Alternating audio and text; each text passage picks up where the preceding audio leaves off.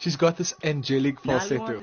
Her vocals are fire. Have you heard how she harmonizes? It's like that feel-good music that you'd fall in love with. Nalu's voice is ethereal, honey. Nalu, baby, come through.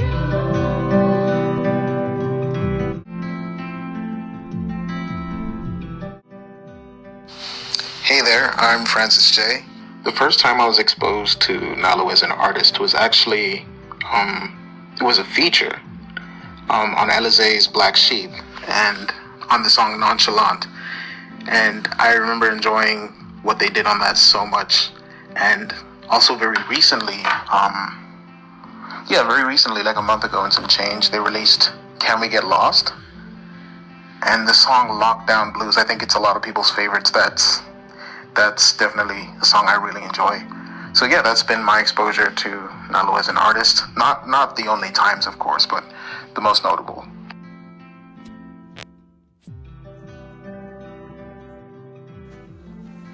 Yo, this is Lee James World, and I'm a music artist based in Cape Town. I followed Nalu on Instagram way before I saw her perform. I gravitated towards her sound of music. She has a different type of music genre that she dabbles in. It's soulful, it's R&B, it's bluesy, it's interesting. So I followed her on Instagram before I even saw her live, and then I was scrolling through Instagram, and I saw that Edition Events was having her perform at one of their live events, and I thought that would be the perfect opportunity to kind of see her music live, since I've been following her for quite some time on Instagram, and just to see it in a live perspective, comparing it to seeing little updates on Instagram, it just drew me even more to who she is as an artist, and an artist as well. But I like the fact that even though she's a local artist, her music doesn't depict that. It sounds very international, and I think that's what gravitated me towards her music choice. Yeah, but she's really dope. She's inspiring, and she's definitely an artist that I would say I look forward to see what she's wanting to do next in her career. Welcome to another episode of The Breakdown. Today is a get-together. We're getting together with Nalu, and over the week, my brother was actually harassing me. My brother's been harassing me to ask you to say it. You know what I mean. I'm sure everybody knows what I mean. The famous intro. Say my name. I'm so dead. So I don't know. I told him. So yeah, I told them, you know what, I'll just put it out there, and if she can't, then yeah. So, because since like sunrise, right, I've had this everlasting smile, I'll be interviewing Nalu and yeah, so many people. And some of the people here have written about your work and want to know about your work. So Mpilo Dog, I heard that you guys really recently done an episode about her. Yeah. It still hasn't been released yet, though. Yeah, because it's coming though. It's coming. Yeah, I was talking to Sleazy, and he told me that you guys actually done it like 2-3 days ago. I don't know, 3 days ago. Yeah, so yeah, tell me yeah. how that was. And I won't lie, like yeah. I won't lie, like it was really good. I mean, you see, for me, like I'd said in the episode, this was really my first intro to Nalu, and I won't lie, Nalu was amazing. Yeah. I think the one thing that I really enjoyed was just how it's just it just felt like an exploration of different things completely. Like, there was just so much experimentation, and the fact that it came together as well is the one thing that really just, kind of hit it out the park for me, because, always artists will explore and do a lot of things, but then when it actually comes together and it works, that's like the beautiful part. And I think we all just had a general consensus in the sense that this was a really amazing project, to be fair. Yeah. Thank you so much. No, I wonder what you Thanks. guys talked about though. What are some of the Now, points? It's a spoiler.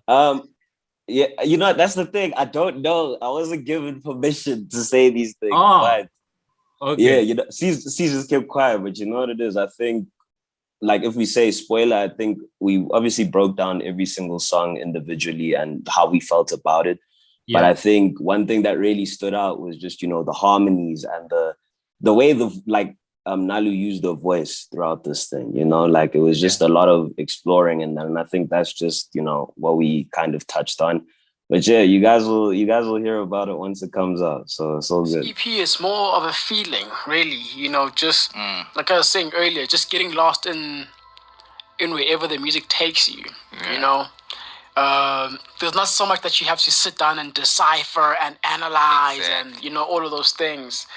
It's just every song just leaves you with a certain feeling, and you're just like, oh, okay, yeah, let me stay in this feeling for a bit, you know. I like this. Yeah. And I'm really looking forward to it. Yeah, for real. And what are you guys' favorites? Because like my one is Sunrise, Dragonfly, Dream World, and Everlasting. I wonder what you guys' favorites from the project are. I like that first song for me. It just hits so different, bro. Yeah. Yeah, definitely Dragonfly, dog. Come on. Yeah. It sets the tone right. It sets the tone right, bro. Yeah. And then the other ones, which are your other favorites? Let me have a look. I'll tell you. Lockdown Blues, definitely. Yeah. But because I heard that apparently it came out, like it's been out for a while. But I think for me that was the first time hearing it, and I think that was my favorite, most relatable as well. Like I felt it in my core, there. Yeah. So those are your two favorites from the project. Yeah. Yeah, two favorites. Dude, Lesiba, I think you're the type. The whole album is beautiful. Bro. Yeah. So I mean, choosing really favorites, it's gonna be like I'm naming everything, you know. Yeah. Thank you. That's like, I think Lesiba likes everything. I think he likes every song. Hey, yo, I just want to say I've been listening to Nalu since 2018, 2019. You boys are late. You guys boys are late to the party. I just want to ask Nalu, why did you drop the Love Des in your name? Oh, Love Dust. So Love Dust was actually, so you know what it was? Hey, Love Dust was like my producer alias, right? Because I produce as well, because I play the guitar and the piano and the flutes, and I like produce and stuff. But so I wanted to be like, you know how Mac Miller is like Larry Fisherman as a producer, and then Mac Miller as the artist, and I wanted Love Dust to be my producer name. And then for Descender, my first project, which I dropped in 2019, I produced every single song on that project. I think it was like 11 songs or something. And I don't know. And then it sort of just didn't, I just let it go. I was like, I don't know. But maybe I was thinking I should bring it back. Maybe for my next project. But yeah, that's I don't know. I just let it go. Yeah, that's super dope. My favorite song on the project was Deeper. Okay. I find it pretty cool that you're always exploring. Well, you're so confident with your sexuality and things. It's like something that's always been in your music. But I just want to find out, like, in terms of the sound of the project as a whole, what was like really going on? What sort of space is this album about? You know, I think Can We Get Lost touches on a lot of different experiences, you know, falling in love, falling out of love, exploring myself, having conversations with myself, you know, regarding my identity, regarding my things that I'm struggling with internally. And Dragonfly was actually a song that I wrote to myself, just to like almost create a safe space for myself to, basically, the reason why it's the introduction is because I'm inviting myself into like my own head, like basically saying, you know, let's get lost within my headspace so that I can figure out the parts of myself that I want to work on, like my dreams that I want to pursue, my demons that I'm struggling with. And that's what Dragonfly is about. So it's like, yeah, I think I would say Can We Get Lost is basically, you know, I actually, let me read the passage that I wrote, basically like describing it, because I think that'll be a lot better than me trying to put it into words now. Sorry, I'm just getting on my phone. So I write here, I say, Can We Get Lost is a project which captures the vortex that is my mind after midnight. I write about my secrets, the whispers from my demons, twisted dreams, comforting nightmares, and the deep introspection I've had to do to find my peace. I get lost within my headspace in order to find my truth, discovering which parts of my darkness are authentic to me and which parts are facade or protection mechanism. The truth is simply that I'm human, a human with light and dark days, a human who recognizes my dark days and seeks the source of their darkness within the core of who I am. On the outside, everybody's supposed to appear perfect, but nobody is. This project shows me reflecting on that and coming back a whole lot stronger, fiercer, and more powerful. Acknowledging the perfection within my imperfections, celebrating the light within my darkness, and befriending my demons and immersing myself in my dream world of desires. So that's what Can We Get Lost is about. I went through a lot over the past like year and a half, and I think, you know, with COVID, with coming out of a long-term relationship, with graduating and starting my life, like I had to like just sit down with myself and be like, who are you? You know? So that's what it's about. You know. And you know what? As you talked about production and guitar, I think 2 weeks back I interviewed Tom Saison, and he told me that you worked on a song in his project. Yes. And I was very surprised, like, what is Nalu doing producing or playing guitar? Because I've never seen that before. Like, I was genuinely surprised. Really? I was really surprised. Like, Nalu, the singer, the one that goes Nalu. Like, I was so surprised. So tell us more about that. So I produced his track on his album that he just dropped. It's called After the Fire, and it's just guitar and vocals, and it's very simple but very beautiful. He's an incredible artist and such a beautiful singer. And it's the first time that I produced for another artist, which was quite dope as well. I haven't actually posted about it or anything. Like, I need to get on that as well. Like, definitely. Let them know. But that was a really awesome experience as well, because he's a really good friend of mine. We met through my boyfriend at the time. He's best friends with him, so we became very close. We just made that track together, and he was like, I'm putting on the project, and I was like, that's crazy, you know. But yeah, guitar is actually how I got into making music, I would say, because I started playing the guitar when I was 8, and I started writing songs when I was like 10. So it's always been a huge part of my creative journey and my creative process. Yeah. Tell me, have you found your way? These cyclic paths won't guide you to remission. So after the fire dissipates, we're not running away, we'll be standing here. Danny, we were just talking about, some of the favorite songs that we had. I listed my favorite song. What are your favorites? Well, I think I wanted to talk about something else, which I thought had some resonance with stuff I'd been reading. Yeah. Which I was reading this Pitchfork interview with Björk from just after she made Valnakura. And it kind of reminded me of this thing where she said, Arca was getting a lot of credit for her album, and Arca was also like, Björk co-produced this. Yeah. And wanted to put out a tweet about it, and then she was talking about how Missy produces and how particularly when women produce, you have to like put a picture of you behind the boards for people to believe that you produce music. Or like, I remember when I wanted to stop playing guitar because I was like, oh, it's so tiring. Like you're up on stage and you're like focusing on two things. You're focusing on vocals and you're focusing on guitar, and it's actually two instruments at the same time. And a producer said to me, don't stop. There's like a level of respect that you get when you play an instrument, which I think just reminds me of the gendered nature of this industry and how like, you know, Nalu is a singer, a songwriter, a producer, a musician who plays as well, but how much you have to kind of foreground that, because if you don't foreground it, you'll get written out of your own narrative. And I wonder if you could speak a bit to that, Nalu, and if that has any resonance with you.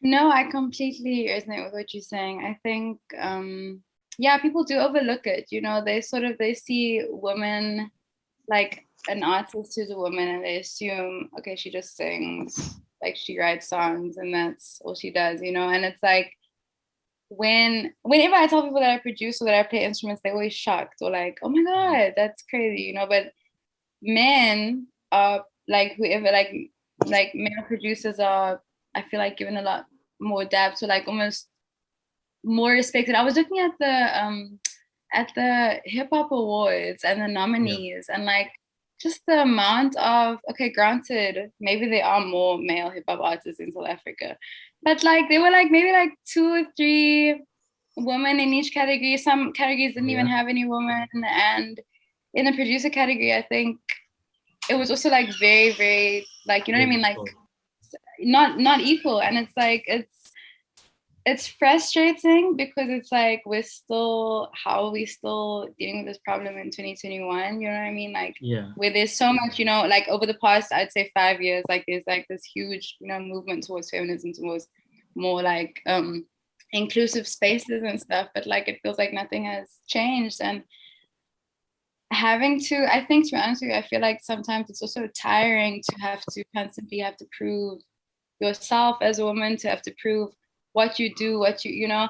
And that's why sometimes, like, I haven't even posted about this production that I did for Tom Cezanne, not because I haven't wanted to, but I think because subconsciously I'm just tired of having to, like, you know, like prove to people what I can do, or prove to people who I am, you know what I mean? And I feel like the ones who know, but obviously as I am still growing, you know, I'm learning as I go, and I am completely independent. I don't have management. I don't have a label. I do everything by myself, like, you know, and it's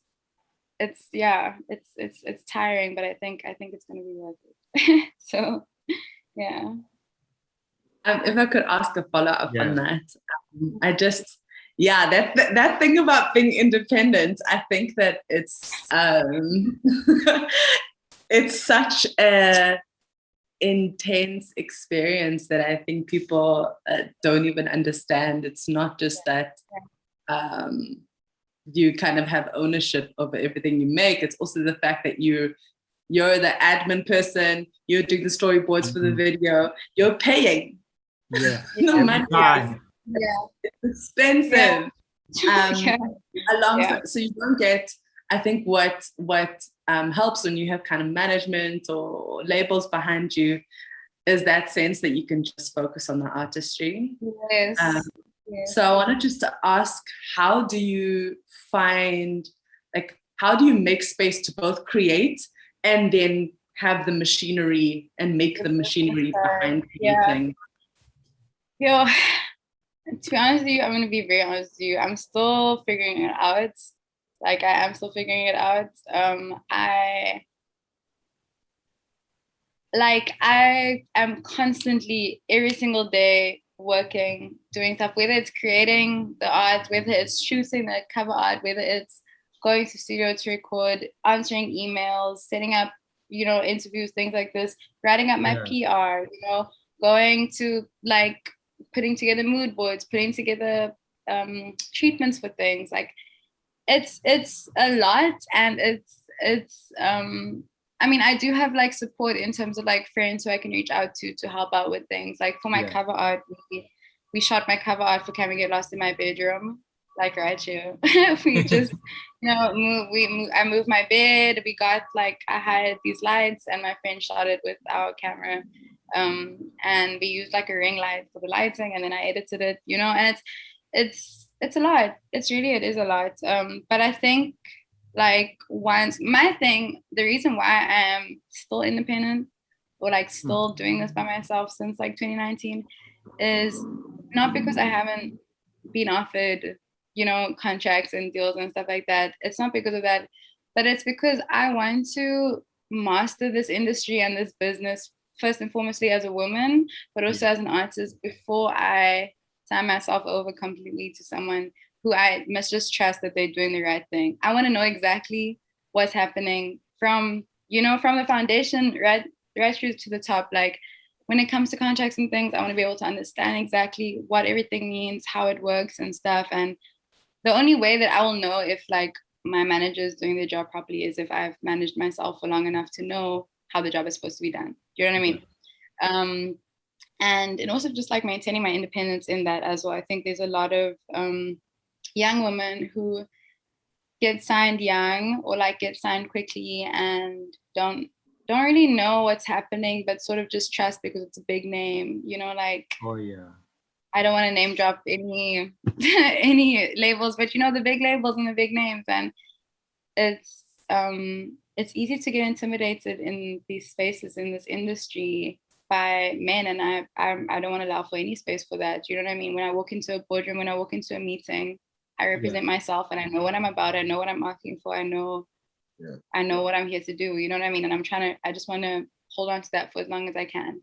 I do have a really exciting opportunity that's been brewing since just before COVID, but then COVID hit, so the opportunity had to get postponed. But now that travel is open, I'm making moves for that opportunity to come to life. So I'm excited for that, and I've been waiting now since February last year. So yeah, things are gonna fall into place. Is that a Netflix sync deal? Because a lot of artists have been getting that recently. Yes, I know, it's insane. It's so dope as well to see your friends on Netflix, their music on Netflix. It's so beautiful. Yeah. But no, it's not that. It's not the sync next deal. time. Blood and Water next season probably.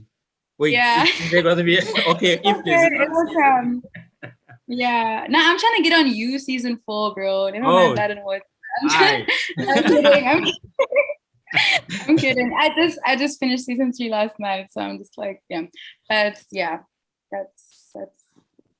So basing it on your previous singles, I actually thought it was gonna be more of a continuation of Lockdown Blues, more on the lo-fi side of things. But then when I listened to the project, I was very surprised at the sound. It was here, and then it just went a totally different direction from the singles that you dropped. Was that a good was that a good surprise? Yeah, it was a good surprise, I would say, because before the project came out, I already thought, it was gonna be majority lo-fi, and then when it came in, it was actually a really good mix of so many sounds. Thank you. Yeah, I tried to do that. That was intentional. I didn't want to make a project of 9 songs that all sounded the same. I wanted the sound to be cohesive, but I wanted every single song to sound different. And I feel like every single song does sound different. To be honest with you, I don't think that they fit together perfectly, but I feel like they fit together cohesively, if that makes sense. They complement each other, So yeah, I wanted to explore different sounds, different influences from Figure Me Out is completely, I would feel sort of old school R&B, TLC vibe, with the layered vocals and that, the live instrumentation and stuff like that, to obviously Peppermint, which is just my voice and the guitar and very raw, very almost ballady, and then you have Sunrise, which is obviously a bit more of a bounce urban sound and stuff. I did want to explore with different sounds. My next project, which is almost done as well, is a bit more. Wow.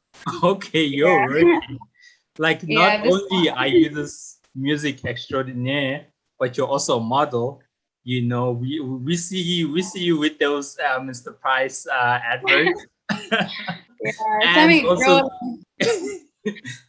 so and now you're telling me you're already done with the next project.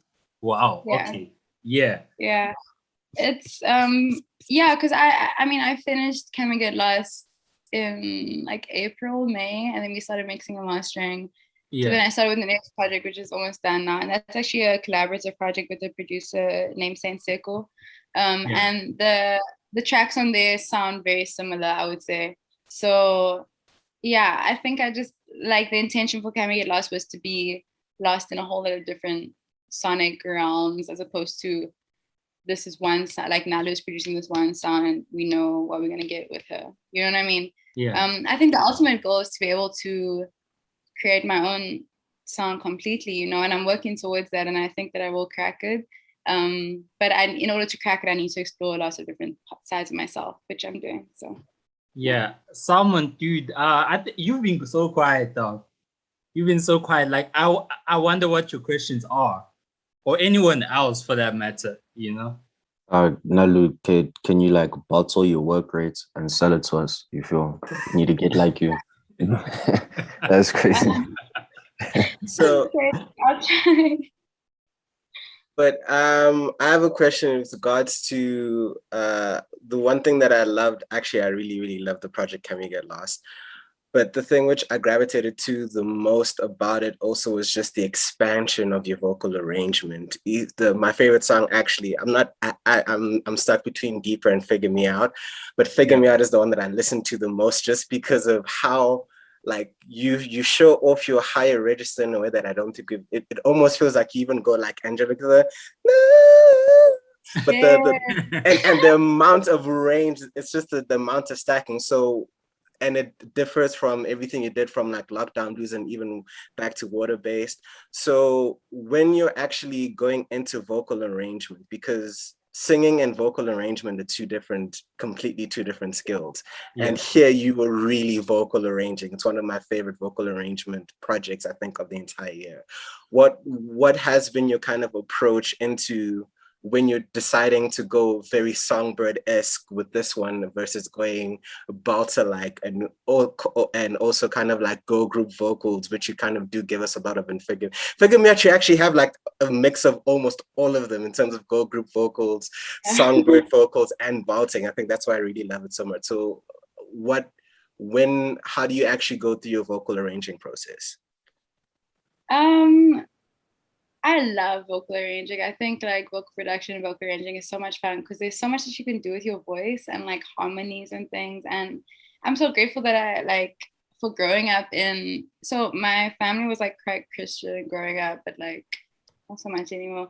But our church was like very like focused on like classical music. So I was exposed to like harmonizing and music theory and stuff from a very young age. Which is such a like I'm so grateful for that because like you basically, I mean, it's essentially you're creating chords with your voice, right? Like you are putting together like pieces of your voice to create instrumentation, you know, and complex instrumentation. And I had a lot of fun with that, especially with Figure Me Out, because I wanted to create that full sound of like girl group, you know, R&B, pop vibes, and yeah, I learned a lot through that as well, because you know everything has to be precise as well in terms of like your pitch and where you want to place this, and also because my voice obviously it has like the same tonality the whole time. Yeah. And I never want like you obviously want your different vocal tracks to complement each other and not to like squash over each other, you know what I mean? So I had to be intentional with that as well. And I learned that like, you know, maybe I shouldn't put 3 harmonies here. Maybe it should just be 2. Maybe I shouldn't like overdo it. Maybe I should just like keep it stripped down in this part so that I can build it up to putting like 5 harmonies in this part. And yeah, it was interesting and it was fun, and I'm still learning as well. So yeah, I think it's really dope to be able to like explore your sound and your instrument in that way. And I strongly encourage like if some of you, if any of you don't play an instrument, I really encourage you guys to do an instrument, because it's just such a beautiful way to connect with yourself as well, and like make beautiful art. So Can we get lost?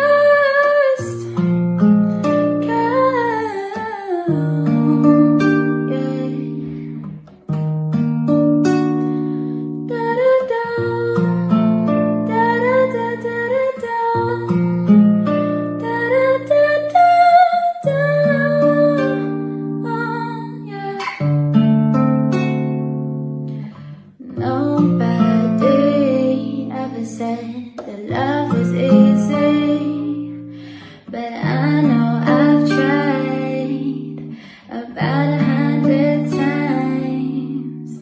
Somebody's got to come and sweep me off my feet, straighten my mind, then dive in just right. And maybe that can be a goal for 2022 to learn an instrument. And right now, currently, so what is happening right now? Yazz, dude, I would have loved a Nalu interview, like a full interview breaking down every single thing.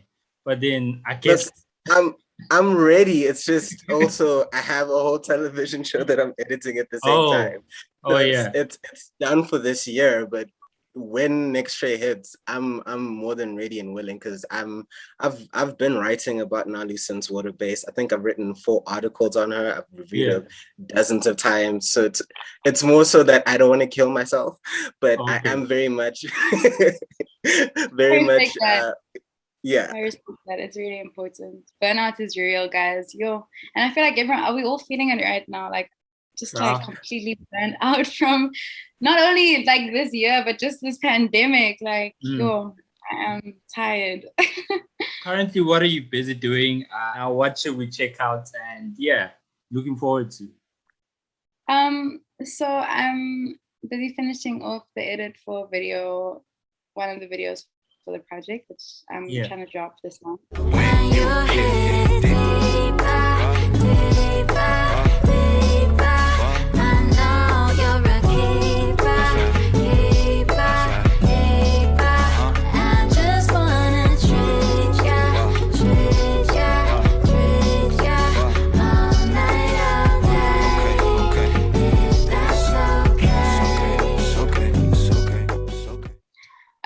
I am busy working on a campaign with a really cool brand.